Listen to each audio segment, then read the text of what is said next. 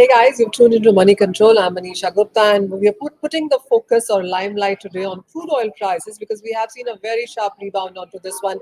We started the day with nearly 2.5% off again. It's trading 3.5% on the higher side right now, and this is after the prices declined by 7% for the month of September, and we have seen 20% of a decline in crude prices in the quarter gone by. But there are three or four things where the crude prices seem to be taking support from.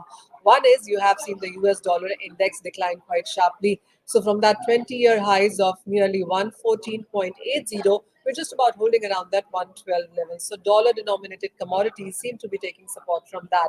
The other thing is the OPEC and allies meeting, which is on 5th of October, where the markets believe, and there has been a conversation as well, that you could be looking at an output cut of nearly 1 million barrels per day.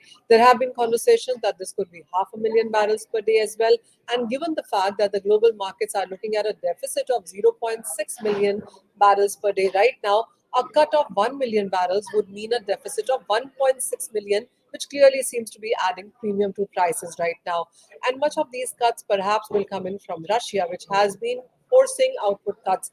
Another thing is that OPEC and allies producing members have seen prices much higher.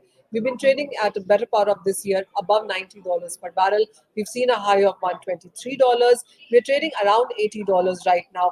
Actually, when you look at the last week or so, we've seen prices gain up by anywhere $7 to $8 on the higher side. If OPEC and allies in the October 5th meeting cut production by 1 million barrels, then you are looking at another $8 to $10 of a jump up coming in for the crude oil prices for sure.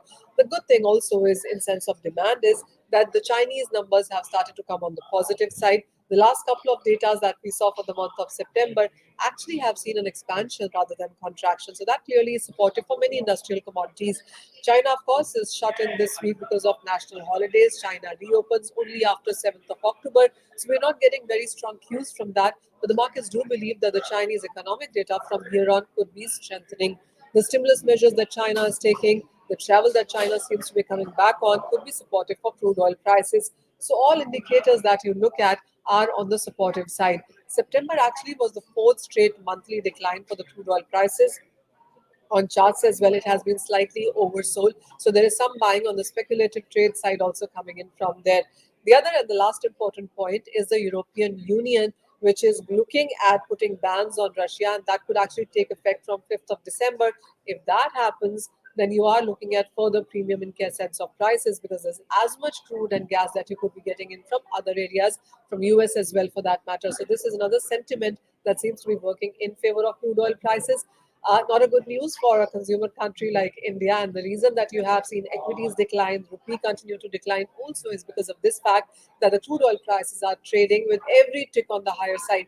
As I said, we opened 2.5% higher. We're almost 4% higher right now for the crude oil prices, with the trade and the industry telling you that there are further highs expected from here on.